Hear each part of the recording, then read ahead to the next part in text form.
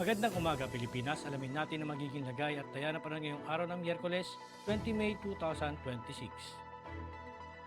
Para sa ating synoptic situation, wala nga tayong namomonitor na low pressure area sa loob at labas ng Philippine Area of Responsibility na maaaring makaapekto sa ating bansa.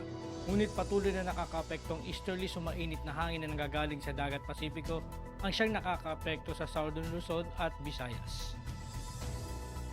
Dahil dito asahan natin ang ating general area forecast ang buong Luzon, partikular na ang Metro Manila, buong Visayas at buong Mindanao ay makakaranas sa mainit at malinsangang panahon, bahagyang maulap hanggang sa maulap na kalangitan na may pulupulong pag-ulan, pagkulog o pagkidlat, lalo na sa dakong hapon o gabi, dulot ito ng mga localized thunderstorm.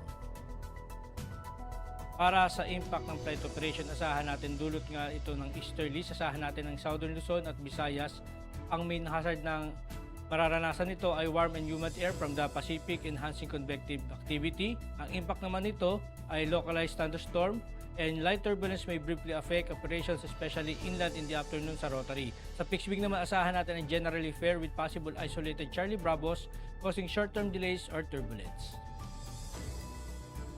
Dulot naman ng localized thunderstorm dito sa Metro Manila at natitirang bahagi ng ating bansa, asahan natin ang main hazard na afternoon convective development producing gas fronts and heavy rain. At asahan naman natin ang impact sa rotary sa ang downburst strong gas and reduced visibility pose significant hazard, avoid flight in Charlie Bravo activity. Sa fixed wing naman asahan natin ang generally fair with possible isolated Charlie Bravos causing short-term delays or turbulence. Ang araw ay sumikat kaninang 05:27 at lulubog mamayang 18:18. Meron tayong 19% increasing moon illumination. At para maging updated sa lagay at taya ng panahon, ipalo lang ang aming social media accounts ng Air Force Weather Center.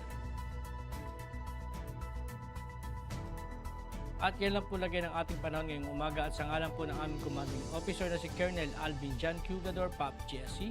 Ako si Staff Sergeant Edmar B. Segadraca Jr., Philippine Air Force Weather Broadcaster ng Air Force Weather Center. Muli magandang umaga at maraming salamat.